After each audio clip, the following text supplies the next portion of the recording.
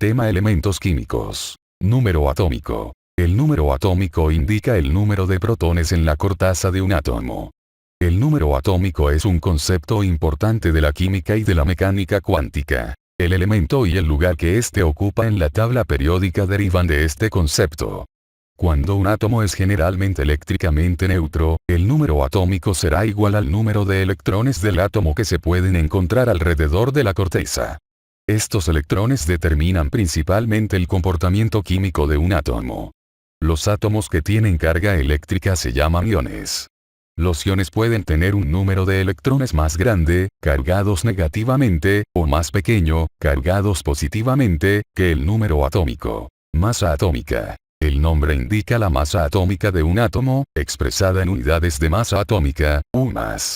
Cada isótopo de un elemento químico puede variar en masa. La masa atómica de un isótopo indica el número de neutrones que están presentes en la corteza de los átomos. La masa atómica indica el número de partículas en la corteza de un átomo. Esto quiere decir los protones y los neutrones. La masa atómica total de un elemento es una media ponderada de las unidades de masa de sus isótopos. La abundancia relativa de los isótopos en la naturaleza es un factor importante en la determinación de la masa atómica total de un elemento. Electronegatividad de Pauling. La electronegatividad mide la tendencia de un átomo para atraer la nube electrónica hacia sí durante el enlace con otro átomo. La escala de Pauling es un método ampliamente usado para ordenar los elementos químicos de acuerdo con su electronegatividad. El premio Nobel Linus Pauling desarrolló esta escala en 1932. Los valores de electronegatividad no están calculados, ni basados en fórmulas matemáticas ni medidas. Es más que nada un rango pragmático. Pauling le dio un valor de 4,0 al elemento con la electronegatividad más alta posible, el flúor. Al francio, el elemento con la electronegatividad más baja posible, se le dio un valor de 0,7. A todos los elementos restantes se les dio un valor entre estos dos extremos. Densidad. La densidad de un elemento indica el número de unidades de masa del elemento que están presentes en cierto volumen de un medio. Tradicionalmente la densidad se expresa a través de la letra griega ρ escrita R. Dentro del Sistema Internacional de Unidades, SI, la densidad se expresa en kilogramos por metro cúbico, kilogramos/m3. La densidad de un elemento se expresa normalmente de forma gráfica con temperaturas y presiones del aire, porque ambas propiedades influyen en la densidad. Punto de fusión. El punto de fusión de un elemento compuesto es la temperatura a la cual la forma sólida del elemento compuesto se encuentra en equilibrio con la forma líquida. Normalmente se asume que la presión del aire es de una atmósfera. Por ejemplo, el punto de fusión del agua es de 0 oC, o 273 K. Punto de ebullición. El punto de ebullición de un elemento compuesto significa la temperatura a la cual la forma líquida de un elemento compuesto se encuentra en equilibrio con la forma gaseosa.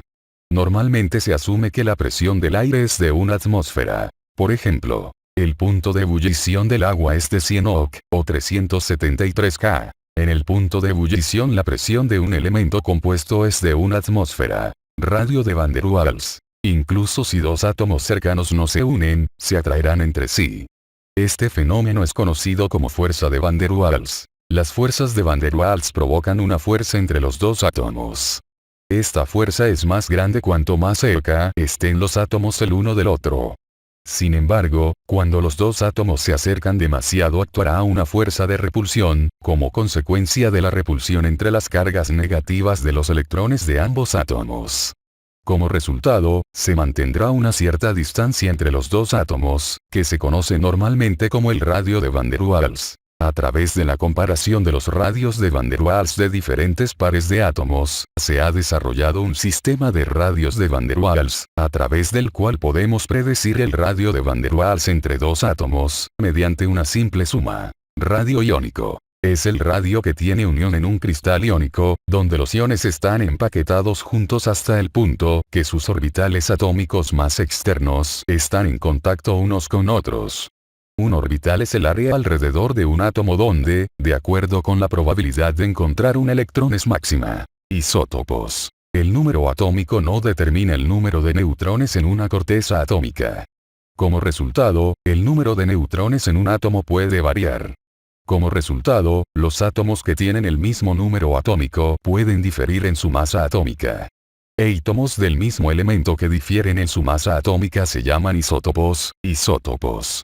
Principalmente con los átomos más pesados que tienen un mayor número, el número de neutrones en la corteza puede sobrepasar al número de protones. Isótopos del mismo elemento se encuentran a menudo en la naturaleza alternativamente o mezclados. Un ejemplo. El cloro tiene un número atómico de 17, lo que básicamente significa que todos los átomos de cloro contienen 17 protones en su corteza. Existen dos isótopos. 3/4 partes de los átomos de cloro que se encuentran en la naturaleza contienen 18 neutrones y 1/4 contienen 20 neutrones. Los números atómicos de estos isótopos son 17 más 18 igual 35 y 17 más 20 igual 37. Los isótopos se escriben como sigue: 35Cl y 37Cl. Cuando los isótopos se denotan de esta manera, el número de protones y neutrones no tienen que ser mencionado por separado, porque el símbolo del cloro en la tabla periódica, Cl, está colocado en la posición número 17. Esto ya indica el número de protones, de forma que siempre se puede calcular el número de electrones fácilmente por medio del número másico. Existe un gran número de isótopos que no son estables. Se desintegrarán por procesos de decaimiento radiactivo. Los isótopos que son radiactivos se llaman radioisótopos. Corteza electrónica. La configuración electrónica de un átomo es una descripción de la distribución de los electrones en círculos alrededor de la corteza. Estos círculos no son exactamente esféricos. Tienen una forma sinuosa. Para cada círculo, la probabilidad de que un electrón se encuentre en un determinado lugar se describe por una fórmula matemática. Cada uno de los círculos tiene un cierto nivel de energía, comparado con la corteza. Comúnmente los niveles de energía de los electrones son mayores cuando están más alejados de la corteza, pero debido a sus cargas, los electrones también pueden influir en los niveles de energía de los otros electrones.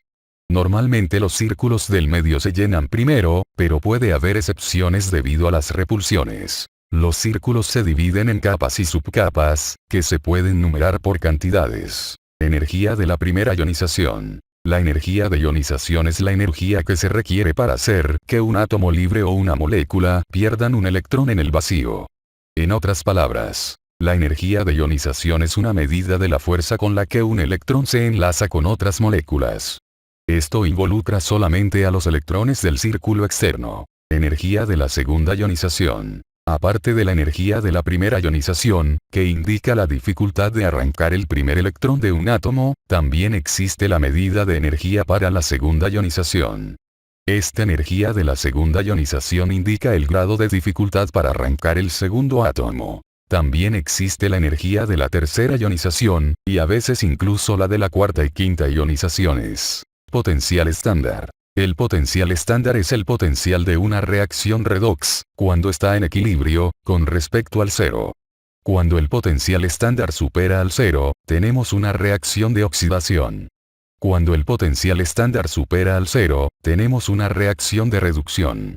El potencial estándar de los electrones se expresa en voltios, V, mediante el símbolo V0.